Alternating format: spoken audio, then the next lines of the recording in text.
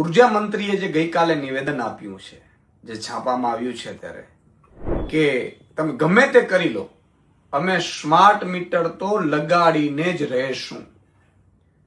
અમને ખબર છે તમે કંપનીઓના દલાલો જ છો, પ્રજાનું ક્યારે વિચારતા નથી. સ્માર્ટ મીટરની ખામીઓ કેટલી છે, છતીઓ કેટલી છે, તમે એવું કહો છો ભ્રમણા ફેલાવે છે. એવા સેંકડો લોકો છે કે જેના બિલ વધારે આવી ગયા. અને અત્યારે તમે એમ કહો છો, અત્યારે તો લાઇટ બિલ એવું હોય છે કે ભાઈ લાઇટ બિલ 2 મહિના વાપર્યા પછી આપણે ભરીએ છીએ. તમે 6 મહિના પછી સ્માર્ટ મીટર લગાડી અને પછી એવું કહેશો કે હવે એડવાન્સ તમારે પ્રીપેડ લેવું પડશે તો જ સ્માર્ટ મીટર ચાલશે, નહીં તો લાઇટ વહી જશે. તો એવા કેટલાય પરિવારો છે જે લાઇટ બિલ ભરવાના રૂપિયા નથી, મંત્રીશ્રીઓ. અને તમે આ કરવા માટે તમે સત્તા ઉપર આવ્યા છો.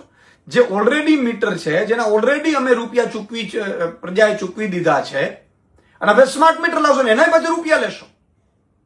તમે કંપનીઓ માટે કેટલી હદે નીચે ગીરશો. અને કંપનીઓએ તમારી સાથે શું ડીલ કરી હોય ભગવાન જાણે. પ્રજા નથી ઈચ્છતી, અને એવું કોઈ નોટિફિકેશન નથી. હું જનતાને કહેવા માંગુ છું, એવું કોઈ પરિપત્ર નથી કે સ્માર્ટ મીટર ફરજિયાત લગાવવું.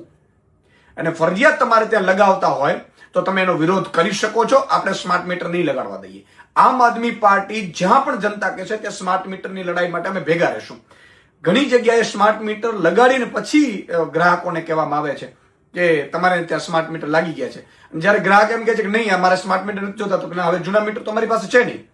આ ભાજપનું ને ગુજરાત સરકારનું ષડયંત્ર છે, એ કંપનીની દલાલી કરવામાં. અને એને આખી ભારતમાં આવું ખેલ કરવાનો છે. અને પછી એડવાન્સ લે એટલે હજારો કરોડ રૂપિયા આપણા ડિપોઝિટના લઈ લેશે અને પ્રીપેડ કરી નાખશે પછી. અને પછી કઈ રીતે બિલો આવે છે આપણે સૌ જાણીએ છીએ. જે પણ વસ્તુ બની હોય પહેલા પરિપત્ર બહાર પાડો. પરિપત્ર બહાર પાડ્યા પછી તમામ ભાજપના નેતાઓના ઘરે સ્માર્ટ મીટર લગાવો, કમલમમાં લગાડો, અને પછી પ્રજા પાસે જાઓ. એવું નહીં થાય. અને તમે અત્યારે શહેરોમાં ઓછું કરી નાખ્યું છે, મેં સાંભળ્યું છે.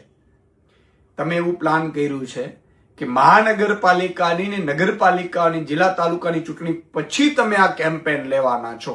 હું ગુજરાતની જનતાને વિનંતી કરું છું કે આ દલાલીઓ, આ કંપનીની દલાલીઓ કરે છે. સ્માર્ટ મીટર તમારે ન લગાડવા હોય તો ભાજપને આ વખતે ભગાડજો. જો ભાજપ ફરીથી તાલુકા, જિલ્લા, નગરપાલિકા કે મહાનગરપાલિકાની ચૂંટણીમાં જીતી એટલે બીજે જ દિવસે એ સ્માર્ટ મીટર તમારે ત્યાં લાવશે અને પછી લૂંટ ચલાવશે, પછી પ્રીપેડ લાવશે, અને પછી એટલા બિલ આવશે તમે કોને ફરિયાદ કરવા જશું આપણે?